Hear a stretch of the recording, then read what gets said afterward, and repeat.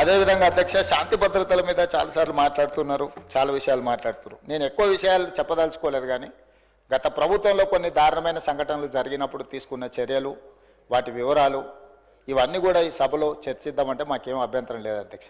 ఎక్కడైనా చెదురుమదురు సంఘటనలు జరిగినా, అనుకోకుంటే ఎవరైనా నేరానికి పాల్పడ్డప్పుడు నేరం అనేది ఎవరు మనకు చెప్పి ముందస్తుగా సమాచారం ఇచ్చి పాల్గొన్నారు. నేరం జరిగిన ఎంబడే ప్రభుత్వాలు వ్యవహరించిన తీరు అత్యంత కీలకం, అత్యంత ప్రాధాన్యతతో కూడుకున్నది అధ్యక్ష. అందుకే మన రైల్లో జరిగిన సంఘటన పట్ల కానీ అది రైల్వే పోలీసుల పరిధిలో ఉన్నా కూడా మేము తక్షణమే చర్యలు తీసుకోవడానికి అన్ని రకాలుగా పోలీసులను అప్రమత్తం చేసినాం. ఏ చిన్న సంఘటన జరిగినా రాష్ట్ర ప్రభుత్వం అప్రమత్తంగా ఉంటుంది. ఆనాడు ఔటర్ రింగ్ రోడ్డు దగ్గర వెటర్నరీ డాక్టర్ను మీకు తెలుసు అధ్యక్ష, సాయంత్రం పూట అక్కడ ఉన్న డాక్టర్ని ఆ రోజు జరిగిన పరిస్థితులు, జరిగిన తర్వాత పరిణామాలు మనం అందరం చూసినాం.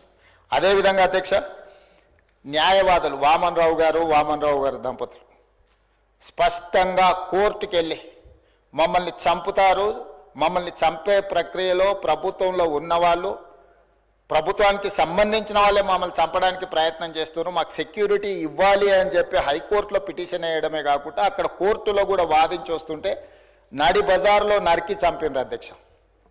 నడి బజార్లో న్యాయవాదులను, హైకోర్టు న్యాయవాదులను నాడు నరికి చంపితే ఈనాటికి ఆ చంపిన వాళ్ళ మీద రకరకాలుగా ఆ రోజు కేసులో ఉన్న వాళ్ళని తప్పించి ఈరోజు సుప్రీంకోర్టులో రాష్ట్ర ప్రభుత్వం సిబిఐ విచారణకు వాళ్ళు కేసు వేస్తే ఈరోజు సిబిఐ విచారణ కోసం రాష్ట్ర ప్రభుత్వం మాకేం అభ్యంతరం లేదు, విచారణకు ఆదేశాలు ఇవ్వండి అని చెప్పే పరిస్థితి. న్యాయవాదులను చంపితే కూడా ఆనాడు ప్రభుత్వము ఏ మాత్రం కూడా స్పందించలేదు.